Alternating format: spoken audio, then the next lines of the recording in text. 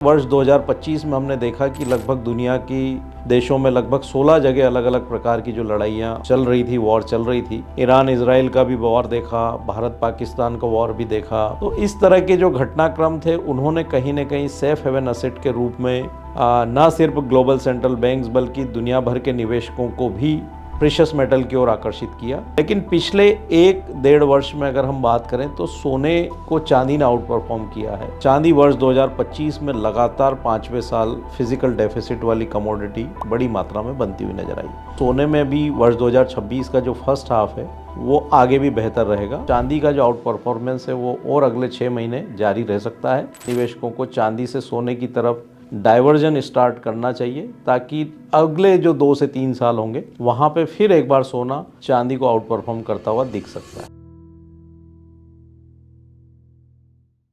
नमस्कार, मैं हूं मनीष कुमार और आप देख रहे हैं द फेडरल देश का पॉडकास्ट। आज हमारे पॉडकास्ट में बेहद ही खास मेहमान हमारे साथ जुड़े हैं।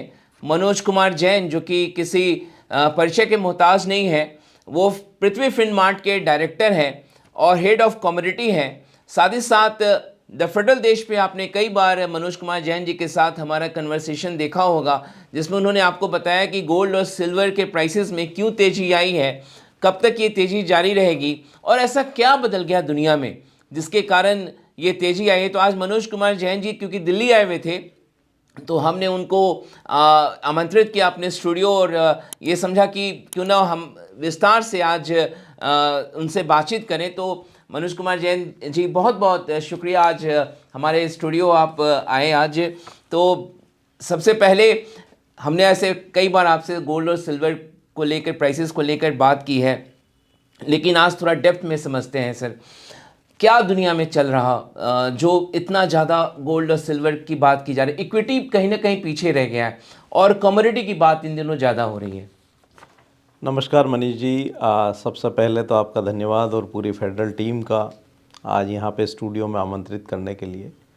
बिल्कुल, यहाँ पे हम देख रहे हैं कि जो गोल्ड और सिल्वर का जो साइकिल जब स्टार्ट हुआ था तो 2020 में जब हमने जो कोविड की जो महामारी पूरी दुनिया में आई थी उसके बाद से जो एक हमने अनसर्टेनिटी देखी थी, तो उसके बाद से लोगों ने कहीं न कहीं एक असेट अलोकेशन के तौर पे सोने और चांदी में निवेश की शुरुआत थोड़ी मात्रा में कर दी थी।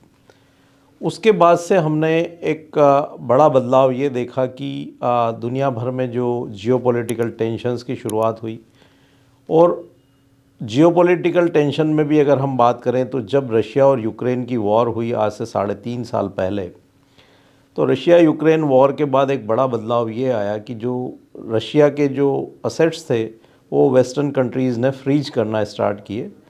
तो वहाँ से कहीं न कहीं जो दुनिया भर के जो सेंट्रल बैंक्स थे उनके मन में यह विचार आया कि अगर जो आज रशिया के साथ हुआ है वेस्टर्न कंट्रीज़ के द्वारा, वो कल उनके साथ भी अगर कभी कोई ऐसी स्थिति निर्मित होती है तो वो हो सकता है। तो वहाँ से हमने पूरी दुनिया में जो डी डॉलराइजेशन की शुरुआत होते हुए देखी, तो तब से हम देख रहे हैं कि जो ग्लोबल सेंट्रल बैंक्स है वो लगातार सोने की बाइंग यहाँ पे कर रहे हैं। दूसरा, उसके बाद से हमने और भी कई सारे जो अनरेस्ट है वो दुनिया भर के देशों में देखे और एक समय वर्ष 2025 में हमने देखा कि लगभग दुनिया की देशों में लगभग 16 जगह अलग अलग प्रकार की जो लड़ाइयाँ चल रही थी, वॉर चल रही थी। उसमें हमने ईरान इजराइल का भी वॉर देखा, भारत पाकिस्तान का वॉर भी देखा, रशिया यूक्रेन हमने देखा। उसके साथ ही हमने देखा कि यूएस ने डायरेक्ट जो है जो ईरान की जो एटॉमिक जो सेंटर्स है वहाँ पे उन्होंने बमबारी की। तो इस तरह के जो घटनाक्रम थे उन्होंने कहीं न कहीं सेफ हेवन एसेट के रूप में न सिर्फ ग्लोबल सेंट्रल बैंक्स बल्कि दुनिया भर के निवेशकों को भी प्रेशियस मेटल की ओर आकर्षित किया। तो इसलिए हमने देखा कि जो सोने की चमक है वो बड़ी मात्रा में बढ़ती हुई नज़र आई। लेकिन पिछले 1-1.5 वर्ष में अगर हम बात करें तो सोने को चांदी ने आउट परफॉर्म किया है। Silver is also precious metal but it is more of a industrial metal. तो दुनिया भर के देशों में जो हम देख रहे हैं कि जिस तरह से पर्यावरण को बचाने के लिए बात हो रही है और जो पूरी दुनिया फॉसिल फ्यूल से जो ग्रीन फ्यूल की तरफ ट्रांजिशन की बात कर रही है, और ये काफ़ी एक बड़ी प्रोसेस है और इसमें ये कोई एक साल में होने वाली नहीं है, क्योंकि जब हम कोई बड़ा एनर्जी ट्रांजिशन करते हैं तो उसमें 10-20 साल नहीं 50 साल भी लग जाते हैं। तो इसकी शुरुआत जब हमने होते हुए देखी थी और जब हमने देखा कि बड़ी मात्रा में जो दुनिया के जो डेवलप्ड इकनॉमीज़ हैं वो तेज़ी से इस एनर्जी ट्रांजिशन की ओर बढ़ रहे हैं, और जिस तरह से हमने देखा कि सोलार का जो कैपेक्स है वो बढ़ा, उसके बाद इलेक्ट्रॉनिक व्हीकल इंडस्ट्री का जो कैपेक्स बढ़ा, तो तेज़ी से जो डिमांड है चांदी की वो बढ़ती हुई नज़र आई। चांदी वर्ष 2025 में लगातार 5वें साल फिज़िकल डेफिसिट वाली कमोडिटी बड़ी मात्रा में बनती हुई नज़र आई। और जिस तरह से यहाँ पे आगे जो कैपेक्स जो प्लान है डेवलप्ड इकनॉमीज़ के एनर्जी ट्रांजिशन को लेकर के, चाहे वो सोलार हो या इलेक्ट्रॉनिक व्हीकल इंडस्ट्री हो या और भी जो इंडस्ट्रियल यूज़ हम देख रहे हैं लगातार, उसको देखते हुए हो, और जिस तरह से यूएस ने वर्ष 2025 में चांदी को यहाँ पे रेयर जो मिनरल मेटल के रूप में शामिल किया है, चाइना यहाँ पे लगातार अपना जो रिज़र्व्स है वो बढ़ा रहा है, एक्सपोर्ट्स के ऊपर पाबंदी लगाने की बात कर रहा है। तो ये सारे फैक्टर्स के चलते हमने देखा कि वर्ष 2025 में चांदी सोने को भी आउट परफॉर्म करती हुई नज़र आई। इसीलिए हम देख रहे हैं कि जो प्रेशियस मेटल्स है उनकी चमक वर्ष 2025 में बाकी एसेट क्लास के कंपैरिजन में ज़्यादा देखने को मिली। तो सर ये क्या ये जो आप ग्रोथ देख रहे हैं, दोनों प्राइसेस में जो डिफरेंस देख रहे हैं, ये क्या 2026 में भी बरकरार रहेगा? और एक मेरा और सवाल था, एक हम चर्चा सुनते हैं कि गोल्ड और सिल्वर के बीच में जो है वो रेशियो को लेकर, ये क्या होता है रेशियो? कहा जा रहा है कि रेशियो अब धीरे धीरे कम होता जा रहा है, तो थोड़ा इसके बारे में बताएं। देखिए, यहाँ पे जहाँ तक वर्ष 2026 का सवाल है, तो अभी हम वर्ष 2025 के आखिर में हैं। पहले अगर सोने की बात करें तो सोना इंटरनेशनल मार्केट में अपने लाइफ टाइम हाइज़ के करीब है, और अभी हमने इस सप्ताह में सोने को $4,400 के पार गुरुवार को जाते हुए देखा था, जो कि इंटरनेशनल मार्केट में उसका हाईएस्ट लेवल था। भारतीय बाज़ारों में हमने 1,35,500 के पार सोने की कीमतों को जाते हुए देखा, तो भारतीय बाज़ारों में भी सोने का हाईएस्ट लेवल था। जिस तरह से हम देख रहे हैं कि जो सेंट्रल बैंक्स लगातार सोने की खरीदारी कर रहे हैं, China was the buyer from last 13 months consecutively, और बाकी जो सेंट्रल बैंक्स है वो भी लगातार बाय कर रहे हैं। रशिया यूक्रेन का जो वॉर है अभी तक यहाँ पे समाप्त नहीं हुआ है। डॉलर इंडेक्स में हमने देखा है कि यहाँ पे गिरावट देखने को मिली वर्ष 2025 में, और जिस तरह से यूएस फेड ने लगातार 3 रेट कट किए हैं, और जो यूएस का इन्फ्लेशन अभी हमने देखा है कि गिरावट करके 2.7% तक आ गया है। तो ये सारी चीज़ों को देखते हुए लग रहा है कि यूएस में जो मॉनेटरी ईजिंग है वो वर्ष 2026 के फर्स्ट हाफ में भी जारी रहेगी। तो इसको देखते हुए सोने में भी वर्ष 2026 का जो फर्स्ट हाफ है वो आगे भी बेहतर रहेगा, और हो सकता है कि हम $5,000 जो है सोने की कीमतें वर्ष 2026 में इंटरनेशनल मार्केट में जाते हुए देखें। उस लिहाज से भारतीय बाज़ारों में 1,50,000 तक के स्तर देखने को मिल सकते हैं। चांदी भी जिस तरह से हम देख रहे हैं कि जो शॉर्टेज वाला मटेरियल है, लगातार इंडस्ट्रियल डिमांड बढ़ रही है, और दुनिया के जो काफ़ी देश हैं वहाँ पे एज ए रिज़र्व उसको एक्यूमुलेट कर रहे हैं, तो उसको देखते हुए हमारा मानना है कि यहाँ पे चांदी की कीमतें भी 78 से $80 इंटरनेशनल मार्केट में, और भारतीय बाज़ारों में 2,40,000 तक के स्तर तक 2026 में पहुँच सकती है। जहाँ तक सोने और चांदी के रेशो या अनुपात का सवाल है, तो वर्ष 2025 में हमने उसको हाईएस्ट लेवल पे पहुँचते हुए देखा था, जब गोल्ड सिल्वर रेशो 104 तक पहुँच गया था। वहाँ से जब हमने चांदी में जिस तरह से इंडस्ट्रियल डिमांड जो निर्मित होते हुए देखी, और बड़ी मात्रा में जब डिमांड आई, और हमने देखा कि एक्यूमुलेशन जो वर्ल्ड की जो बड़ी इकोनॉमीज़ है उनकी तरफ से स्टार्ट हुआ, तो वो रेशो वहाँ पे गिरावट लगातार दिखाते हुए नज़र आया। 88 एक यहाँ पे इस अनुपात का साइकोलॉजिकल लेवल था। वो लेवल ब्रीच होने के बाद हमने चांदी में जो चमक है वो और बड़ी तेज़ी से बढ़ते हुए देखी, और अभी आज जब हम बात कर रहे हैं तो रेशो ये 70 के भी नीचे आ चुका है।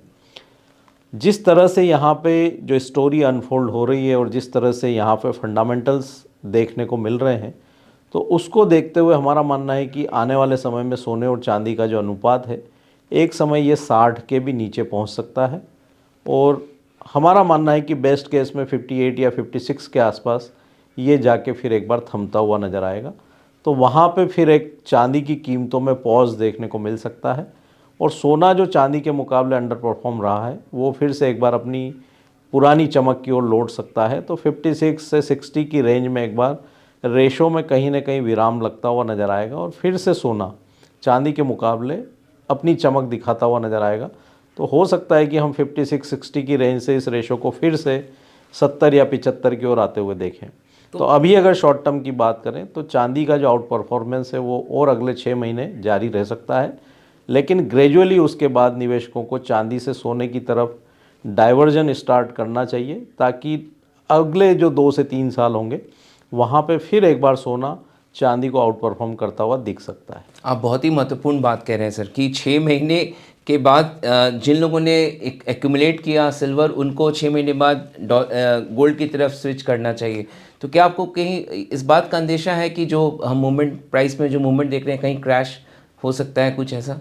देखिए, यहाँ पे एक चीज़ काफ़ी इम्पॉर्टेंट है, कोई भी एसेट क्लास हो, जब हम देखते हैं कि एक बड़ी तेज़ी देखने को मिलती है तो जो फोमो जिसको हम बोलते हैं, फियर ऑफ मिस आउट, जी हाँ। तो कई बार उसकी वजह से भी हम देखते हैं कि काफ़ी जो निवेशक जो उस रैली को मिस कर गए हैं, वो उसका जो लास्ट जो लेग रहता है वहाँ पे उसमें वो आने की कोशिश करते हैं और कई बार हम देखते हैं कि वो वहाँ पे इन्वॉल्व रह जाते हैं और उसके बाद हो सकता है कि मार्केट में गिरावट आ जाए तो अगले 2-3 साल उनको निकलने का मौका नहीं मिलता है।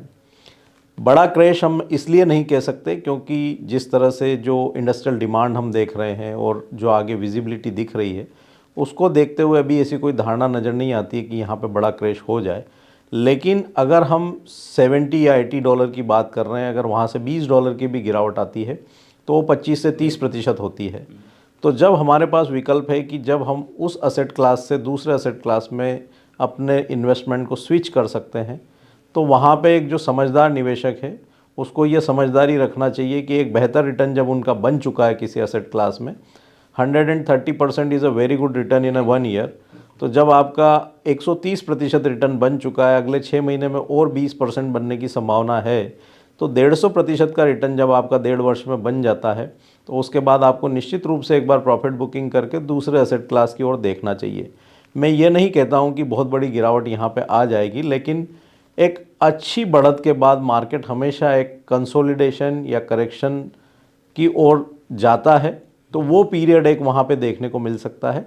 तो इसलिए 80-85 डॉलर के आसपास का जब लेवल चांदी टेस्ट कर लेती है तो वहाँ पे एक बार मुनाफा वसूली निवेशकों को करना चाहिए और कंपैरेटिवली फिर वहाँ पे अगले 2 से 3 साल के लिए वो अपने निवेश को सोने की ओर डाइवर्ट कर सकते हैं, क्योंकि जो ग्लोबल अनसर्टेनिटी है वो आगे भी बनी रहेगी। बिल्कुल। एक और बात समझना चाहेंगे सर आपसे कि यूएस ने इसको सिल्वर को क्रिटिकल मिनरल में क्यों डाला और चाइना ने इसके एक्सपोर्ट पे बैन क्यों लगाया? क्या बहुत ज़्यादा क्राइसिस है, सप्लाई में दिक्कतें हैं, या क्या वजह से इतना बड़ा फैसला इन दो मुल्कों ने लिया है? देखिए, सबसे पहले जहाँ तक यूएस का सवाल है तो हम देख रहे हैं कि जिस तरह से जो मैंने आपको बताया कि हम एनर्जी ट्रांजिशन की बात कर रहे हैं, तो वहाँ पे सिल्वर जो एज अ मेटल एक बड़ी चीज़ जो है वो निर्मित होती हुई नज़र आई।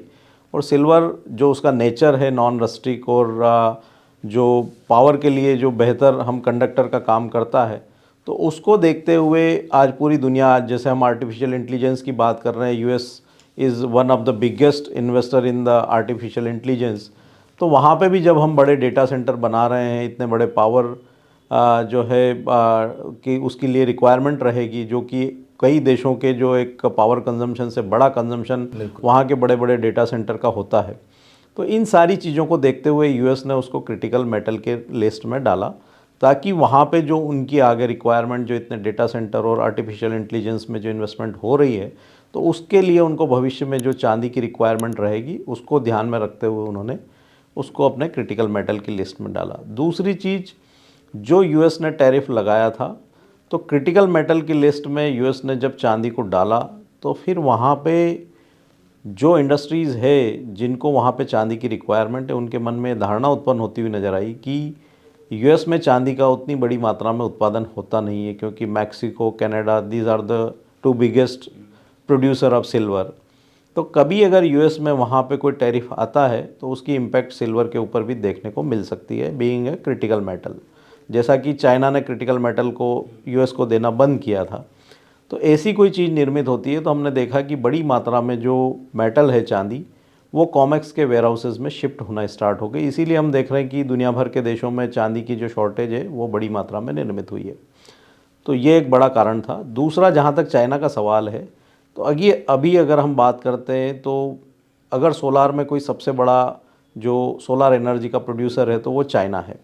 और आगे भी जो उनके भविष्य के जो प्लान्स हैं एनर्जी सेक्टर को लेकर के हो, या आर्टिफिशियल इंटेलिजेंस को लेकर के हो, या इलेक्ट्रॉनिक व्हीकल इंडस्ट्री को लेकर के हो, तो उनको बड़ी मात्रा में सिल्वर की रिक्वायरमेंट रहेगी। तो उसको देखते हुए उन्होंने उसके एक्सपोर्ट पर बैन लगाने की बात कही। तो जब दुनिया के जो दो सबसे बड़ी इकोनॉमी उस मेटल को प्रिजर्व करने की या एक्यूमुलेट करने की बात कर रहे हैं, तो ऐसे में हमें नहीं लगता कि अभी कोई एकदम से बड़ा क्रैश वहाँ पे नियर फ्यूचर में देखने को मिलेगा। सर, एक और सवाल आपसे समझना चाहेंगे कि ऐसी क्या वजह है कि डॉलर के प्रति सारे सेंट्रल बैंक्स का, क्योंकि पहले वो डॉलर रिजर्व अपने यहाँ बनाते थे, लेकिन उसके प्रति मोह भंग हो रहा और लोग जो है गोल्ड की तरफ, मैं कल भी वर्ल्ड गोल्ड काउंसिल का डेटा देख रहा था, चाहे भारतीय रिजर्व बैंक हो, चाहे चाइना का सेंट्रल बैंक हो, चाहे कुछ और मुल्कों के भी सेंट्रल बैंक हो, वो लगातार गोल्ड की बाइंग कर रहे हैं। तो डॉलर से मोह भंग होकर क्या गोल्ड पे ये शिफ्ट हो रहा, या इसके पीछे की क्या रणनीति है? हमारी जब चर्चा की शुरुआत हमने की थी तो स्टार्टिंग में जब हमने आपको बताया कि जब रशिया और यूक्रेन के वॉर की शुरुआत हुई, तो उस समय जो रशिया के जो असेट्स जो वेस्टर्न कंट्रीज़ ने फ्रीज करना स्टार्ट हुए, तो वहाँ से एक हम कह सकते हैं कि असुरक्षा का भाव दुनिया भर के देशों में निर्मित होता हुआ नज़र आया। उसके बाद से हमने देखा कि यूएस प्रेसिडेंट जब यहाँ पे डोनाल्ड ट्रंप 2024 में इलेक्ट होकर के आए, और उसके बाद से हमने जो उनका एग्रेशन देखा दुनिया भर के देशों के प्रति, चाहे वो टैरिफ को लेकर के हो, या और इमिग्रेशन पॉलिसीज़ को लेकर के हो, या मेकिंग यूएस ग्रेट अगेन, जिस तरह की बातें उनकी तरफ से निकल कर आई, तो उसको देखते हुए जो दुनिया भर के जो दूसरे देश हैं उनके मन में एक असुरक्षा का भाव पैदा हुआ, और उसी से उन्होंने निपटने के लिए धीरे धीरे जो डॉलर का जो रिज़र्व्स है उसको कम करने का ठाना। और हम देख रहे हैं कि जो डी डॉलराइजेशन का प्रोसेस है वही एक उस दिशा में आगे बढ़ता हुआ कदम है। और इसीलिए हम देख रहे हैं कि जो ग्लोबल सेंट्रल बैंक्स है वो अपने रिजर्व्स को डॉलर से कम करके सोने की तरफ जो है वो निवेशित हो रहे हैं। उसमें दो फ़ायदे हैं, एक तो उनकी करेंसी की जो अनसर्टेनिटी है, जो फ्लक्चुएशन है, उसको भी वो प्रोटेक्ट कर पाएंगे, और अपने रिजर्व्स को भी वो वहाँ पे प्रोटेक्ट कर पाएंगे, क्योंकि कभी भी कोई असुरक्षा निर्मित होती है या कोई अनसर्टेनिटी आती है तो उनके जो असेट्स हैं वो वेस्टर्न कंट्रीज़ में फ्रीज ना हो जाए। तो उस असुरक्षा के भाव को देखते हुए हम डी डॉलराइजेशन के प्रोसेस को देख रहे हैं। और दूसरा, जो करेंसी की जो वॉलेटिलिटी है उसको प्रोटेक्ट करने के लिए भी जो सेंट्रल बैंक है वो सोने के रिजर्व्स को बढ़ा रहे हैं।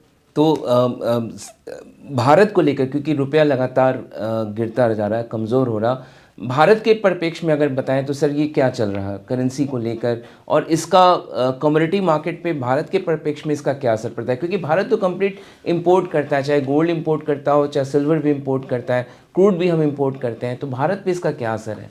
देखिए, रुपी को हमने पिछले 2-3 साल में काफ़ी स्टेबल देखा था। It was quite stable currency as compare to other international currencies.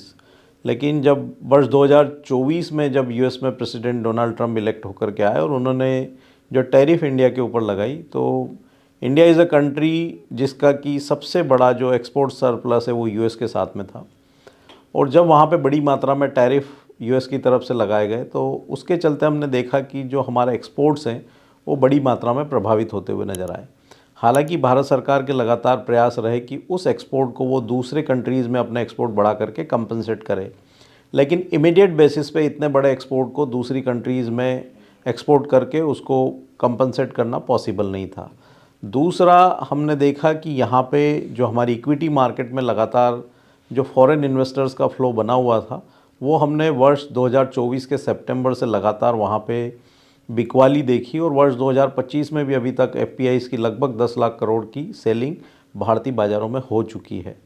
तीसरा, एक और बड़ा कारण ये रहा कि जो यील्ड जो है बॉन्ड की दुनिया भर के जो देशों में, अगर हम यूएस की बात करें तो 4.2% की बॉन्ड की वहाँ पे यील्ड है, और भारत में जो करेंसी का डेप्रिसिएशन है वो इस साल 5% रहा है। तो अगर एफपीआई इन्वेस्टर्स यहाँ के डेट में या बॉन्ड मार्केट में निवेश करते हैं तो यूएस के कंपैरिजन में उनको यहाँ पे नुकसान होता है, क्योंकि डॉलर टर्म्स में वो उनका रिटर्न काफ़ी कम हो जाता है। तो बॉन्ड मार्केट और डेट मार्केट में भी जो निवेश है वो उसकी जो रफ्तार है वो धीमी होती हुई नज़र आई। दूसरा, आपके एक्सपोर्ट प्रभावित होते हुए नज़र आए, और तीसरा, एफपीआई का जो आउटफ्लो है वो बड़ी मात्रा में देखने को मिला। तो ये सारे ही कारण रहे। और निश्चित रूप से जो कमोडिटी के प्राइजेस, जैसा कि आपने गोल्ड की बात की, सिल्वर की बात की, और ये दो बड़ी जो कमोडिटीज़ हम इंपोर्ट करते हैं, साथ ही कच्चा तेल एक रीज़नेबल रेट पे रहा, लेकिन हमारा कंजम्पशन लगातार बढ़ा है, तो वहाँ भी हमारे जो इंपोर्ट बिल्स है वो बढ़ते हुए नज़र आए। तो ये सारी चीज़ों को देखते हुए हमने एक डेप्रिसिएशन यहाँ पे करेंसी में आते हुए देखा है। Any time between first quarter और सेकेंड क्वार्टर जो यूएस के साथ में अगर भारत की डील हो जाती है तो रुपया वर्ष 2026 के सेकेंड हाफ में फिर एक बार स्टेबिलिटी दिखा सकता है। तो सर ये क्योंकि हम इस डिस्कशन के आखिरी पड़ाव में हैं, अगर इक्विटी मार्केट और अगर कमोडिटी मार्केट, क्योंकि कमोडिटी की चर्चा होती नहीं थी, जब से हम गोल्ड सिल्वर में इतना बड़ा बूम देख रहे हैं तब से इसकी चर्चा ज़्यादा हो रही है। तो आप निवेशकों को क्या सलाह देंगे नए वर्ष में, इक्विटी से हटकर क्या कमोडिटी में जाएं या दोनों जगह बने रहें, और अगर बने रहें तो किस तरीके से निवेश करें? देखिए, यहाँ पे दुनिया भर में निवेश के विकल्प अलग अलग उपलब्ध हैं, and commodity is one of the asset class. लेकिन जब हम एज ए पोर्टफोलियो होल की बात करें तो वहाँ पे आपको एक बहुत ही अच्छी कहावत है कि do not put all your eggs in one basket. तो अभी अगर बुलियन की चर्चा हो रही है तो इसका मतलब ये कतई नहीं है कि आप आपका 100% पैसा बुलियन में लगा दें। आपको अपने पोर्टफोलियो को डाइवर्सिफाई रखना है वर्ष 2026 या जीवन में आगे भी कभी अगर हम बात करें, और एज के हिसाब से और आपके जो फ्यूचर प्लान्स के हिसाब से आपका पोर्टफोलियो होना चाहिए।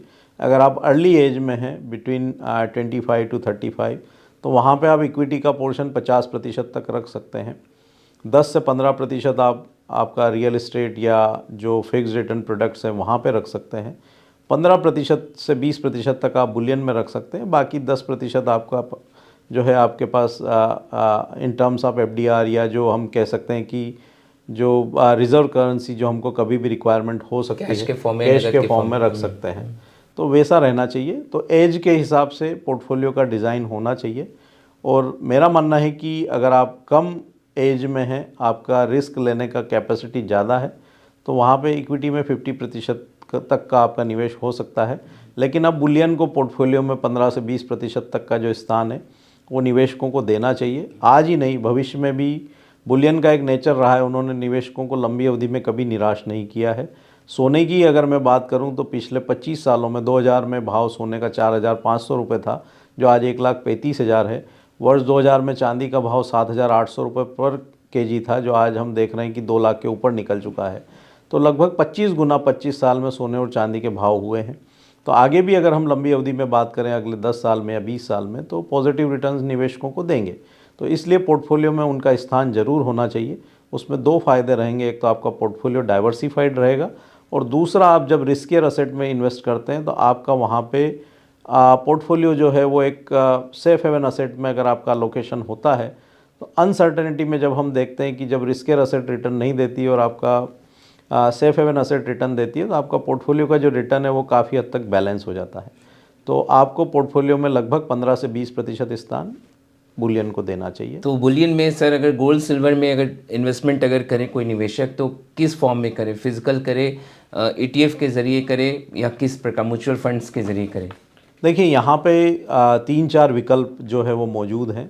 अगर आप सोना या चांदी अपने घर में कोई शुभ कार्य के लिए लेना चाहते हैं तो फिर तो आपको फिज़िकली खरीदना चाहिए, लेकिन आप निवेश के रूप में देख रहे हैं, और अगर आप छोटे निवेशक हैं तो आपके पास 2 विकल्प यहाँ पे सबसे बेहतर हैं।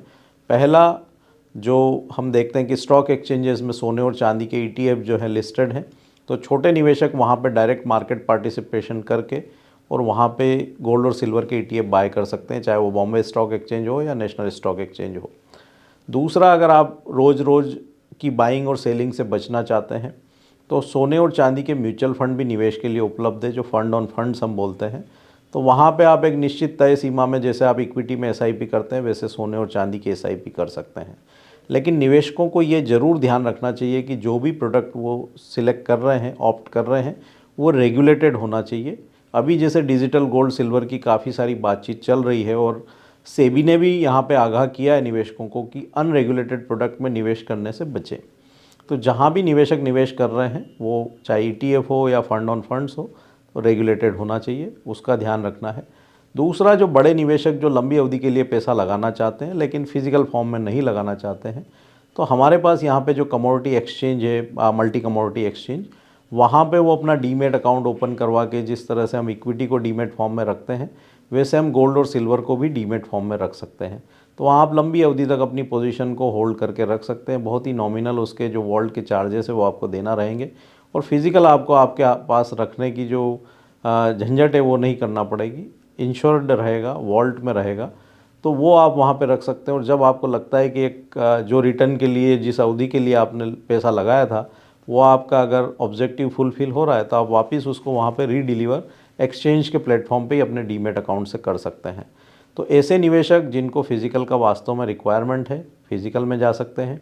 छोटे निवेशक ETF और म्यूचुअल फंड के माध्यम से निवेश कर सकते हैं, और जो बड़े निवेशक लंबी अवधि के लिए लगाना चाहते हैं तो वो M6 के डीमेट अकाउंट में भी डिलीवरी ले सकते हैं। तो सर आखिरी सवाल आपसे, क्या जो सिल्वर गोल्ड की जो चमक थी 24-25 में, वो 26 में भी जो है इसी तरीके से चमक बरकरार रहेगी? देखिए, सोने के लिए एक गोल्डन कोट है जो हम बार बार बात करते हैं कि सोना है सदा के लिए। तो सोने की जो चमक है वो हमेशा रहेगी। ये ऐसा नहीं है कि पिछले 1 साल या 2 साल में हमने चमक देखी है तो आगे नहीं रहेगी। सोने का जो निवेश है वो सदा के लिए है, और इसीलिए भारत को सोने की चिड़िया कहा गया है। हो सकता है कि ऑफिशियल जो गोल्ड रिजर्व्स है भारत के वो 800 साढ़े 800 मैट्रिक टन ही हो, लेकिन जो हाउस होल्ड्स का जो निवेश है सोने में भारत का, वो पूरी दुनिया में सबसे ज़्यादा है।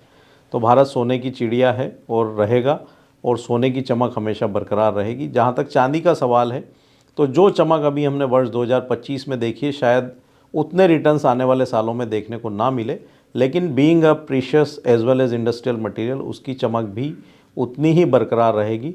तो लंबी अवधि में सोने और चांदी के निवेशकों को कभी भी हमारा नहीं ये मानना है कि कभी उनको कोई ऐसा बड़ा नुकसान नहीं उठाना पड़ेगा। अगर वो लंबी अवधि के लिए निवेश का प्लानिंग कर रहे हैं, सोच रहे हैं, तो उनको लंबी अवधि में दोनों ही जो प्रेशियस मेटल है वो अच्छा रिटर्न बना के देंगे। बिल्कुल। तो मनोज कुमार जैन जी, बहुत बहुत शुक्रिया सर, आप हमारे आज स्टूडियो आए और आपने बहुत ही विस्तार के साथ गोल्ड और सिल्वर को लेकर बात की। उन्होंने जो सबसे महत्वपूर्ण बात ये की कि सिल्वर अगले 6 महीने बाद थोड़ा सा करेक्शन अपने हाई बनाने के बाद देख सकता है, तो उसके बाद आप गोल्ड में स्विच करिए और किस प्रकार से निवेश करिए। 20% एलोकेशन जो है अपने पोर्टफोलियो का आप कमोडिटी गोल्ड और सिल्वर में ज़रूर करिए। और जिनकी उम्र 25-30 साल है तो वो तो ज़रूर करें। 25 से 30 साल में उन्होंने इतिहास भी बताया आपको कि किस तरीके से शानदार रिटर्न गोल्ड और सिल्वर ने दिया है। तो सर बहुत बहुत शुक्रिया, आज हमारे फेडरल देश के पॉडकास्ट में आप जुड़े। तो दर्शकों, मनोज कुमार जैन जी ने आपको विस्तार से बताया, और आगे भी हम इनके साथ कन्वर्सेशन भविष्य में जारी रखेंगे। और आज हमारे स्टूडियो आए, बहुत बहुत शुक्रिया। और दर्शकों आपसे अपील है कि अभी तक आपने द फेडरल देश के यूट्यूब चैनल को सब्सक्राइब नहीं किया है तो हमारे चैनल को ज़रूर सब्सक्राइब करें, हमारे वीडियोस को लाइक करें, शेयर करें, और कोई कमेंट है, कुछ सुझाव है तो वो भी आप ज़रूर लिखें। आपके लिए हम वो तमाम बातें प्रस्तुत करेंगे। आज ये वीडियो देखने के लिए आपका बहुत बहुत शुक्रिया, धन्यवाद।